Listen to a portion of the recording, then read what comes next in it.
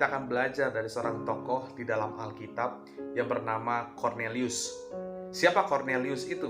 Dalam Kisah Para Rasul 10 ayat 22 menjelaskan bahwa Cornelius seorang perwira yang tulus hati dan takut akan Allah, dan yang terkenal baik di antara seluruh bangsa Yahudi. Cornelius adalah seorang yang menjadi berkat bahkan kesaksian hidupnya bagi banyak orang.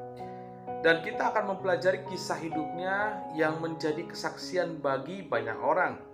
Saudara, menjadi kesaksian bagi orang lain adalah tugas dan tanggung jawab setiap orang percaya. Karena jelas dalam Alkitab kita harus menjadi terang dan garam dunia ini. Dan tugas amanat agung untuk menjadikan semua bangsa ini menjadi murid Kristus. Karena melalui kehidupan kita yang menjadi berkat bagi banyak orang atau orang lain, nama Tuhan akan selalu dipermuliakan. Contohnya adalah gini. Cornelius yang akan kita bahas ini akan menjadi sebuah contoh. Alkitab menyatakan dalam Kisah Rasul 10 ayat 2, Cornelius ialah seorang yang saleh. Ia serta seisi rumahnya takut akan Allah dan dia memberi banyak sedekah kepada orang Yahudi dan senantiasa berdoa kepada Allah. Saudaraku, tidak hanya saleh dan takut akan Tuhan, Cornelius juga seorang yang dikatakan murah hati, suka menolong dan memberikan banyak sedekah kepada orang lain.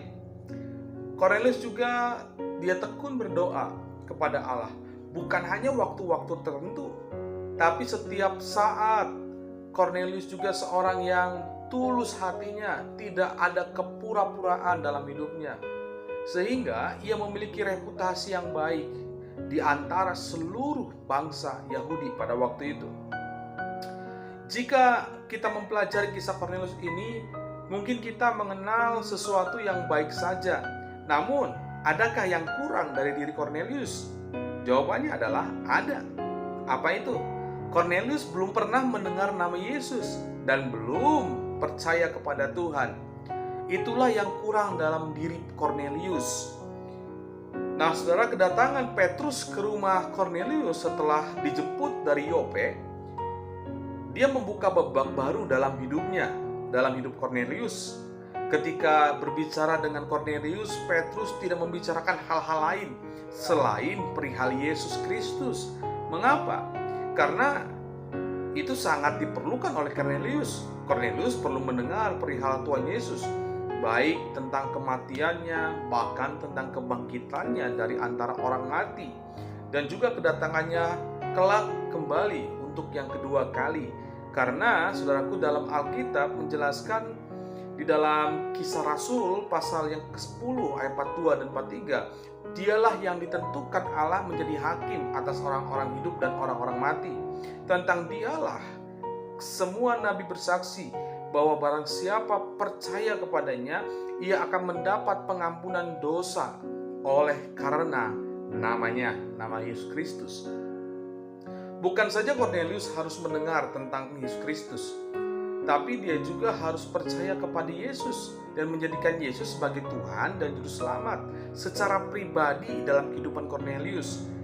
Karena kesalehan manusia tanpa Yesus Kristus tidak ada arti apa-apa. Karena dalam Kisah Rasul pasal 4 ayat 12 dijelaskan bahwa keselamatan tidak ada di dalam siapapun juga selain di dalam Dia. Sebab di bawah kolong langit ini tidak ada nama lain yang diberikan kepada manusia yang olehnya kita dapat diselamatkan. Karena itu, marilah kita belajar bukan hanya bersikap saleh tanpa mengenal pribadi Kristus, namun kita harus mengenal pribadi Yesus Kristus dan menerima Dia sebagai Tuhan dan Juru Selamat dalam kehidupan kita.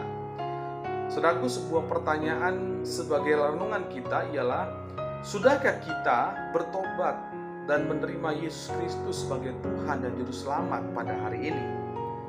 Kiranya renungan ini memberikan refleksi dalam kehidupan kita untuk kembali menegur, mengoreksi hidup kita. Apakah kita sudah mengenal pribadi Yesus sebagai Tuhan dan Juru Selamat, atau kita belum mengenal Dia sebagai Tuhan dan Juru Selamat?